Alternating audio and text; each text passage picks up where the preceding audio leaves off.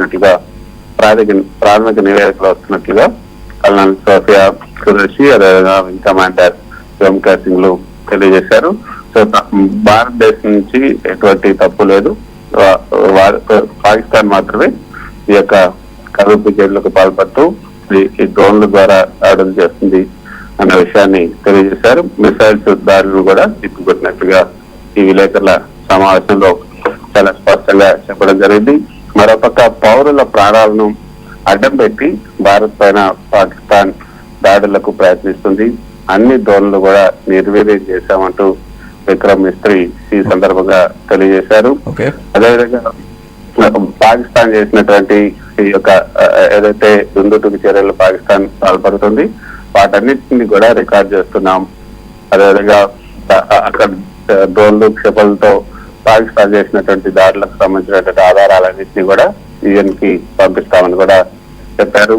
తర్వాత డ్రోన్ క్షిపణి దాడిని ప్రారంభించినప్పటికీ పాకిస్తాన్ తమ పౌర వైమానిక ఏదైతే విమాన మార్గాన్ని మూసివేయలేదు. ఈ డ్రోన్లు క్షిపణి దాడులు జరిపినప్పుడు పాకిస్తాన్ తన విమాన మార్గాన్ని వాయు మార్గాన్ని మూసేయకుండా పౌర విమానాలను అడ్డం పెట్టుకుందని కూడా ఆరోపించారు. భారతదేశంపై దాడి చేస్తే వెంటనే ప్రతి దాడి జరుగుతుందని తెలిసినప్పటికీ కూడా పాకిస్తాన్ పౌర విమానాలను కవచంగా ఉపయోగించుకుంది.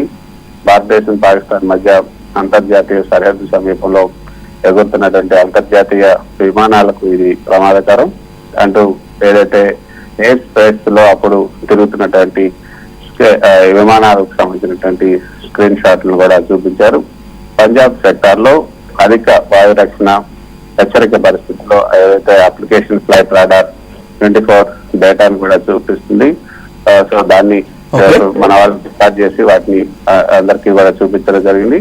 భారత్ దాడులు ప్రారంభించిన తర్వాత ఎయిర్ స్పేస్ మూసేసామని భారతదేశం వైపు ఉన్నటువంటి వైమానిక ప్రాంతం ఏదైతుందో వాయు ట్రాఫిక్ కూడా పూర్తిగా దూరంగా ఉందని కూడా తెలిపారు.